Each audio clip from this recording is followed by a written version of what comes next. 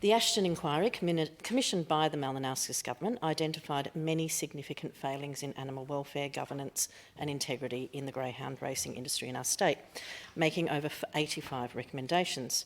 Greyhound Racing SA were given a period of 2 years to address these or face losing their social licence and the industry being shut down. We're now almost a year into that period. On February 18th this year, I asked the Minister what is the greyhound death and injury rate per 1,000 starters that the Malinowskis government will deem acceptable for this cruelty to continue, and the Minister undertook to take on that data and get a response back to me.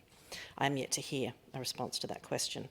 Since that time, the Greyhound Industry Reform Inspector has published his third quarterly progress report, highlighting another 4 recommendations have been completed and 1 partially completed, meaning a grand total of 16 out of the 86 recommendations have now been completed. That's 70 still to go, and again, we're almost a year into that 2-year window. One of those recommendations that was completed in the last quarter was number 24, GRSA to publish a quarterly analysis of greyhound injury data in the same manner as the Greyhound Welfare Integrity Commission of New South Wales. This analysis must be published to the community.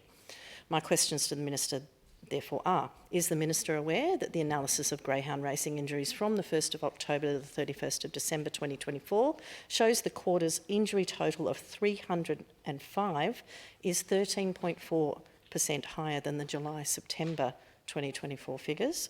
At what point will GRSA be put on notice that their go-slow tactics are unacceptable and their failure to adopt even the simplest recommendations, such as limiting the number of dogs to 6 per race, will not be tolerated?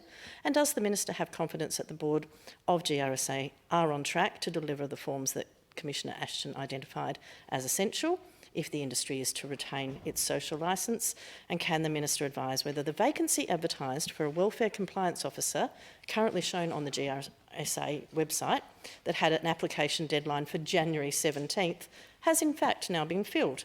And if not, does the Minister have confidence that the functions of this role, namely ensuring compliance with animal welfare standards, are currently being carried out by the GRSA?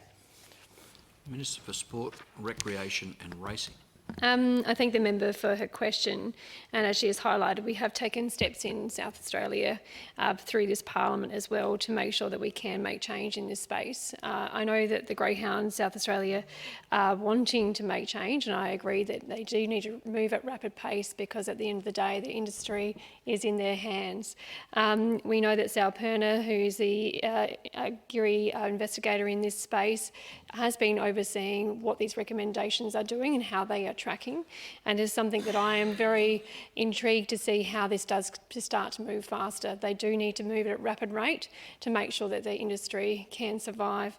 I do know that the members of this organisation are committed to doing that. They have tried to find steps to make sure that these recommendations can be met, and we'll continue to work with them to make sure that we can get updates on how they are progressing. Supplementary. Supplementary question arising from the answer. The Honourable Franks. Given the current animal welfare position appears to be unfilled, is the Minister confident that GRSA are doing all that they can to comply with the recommendations?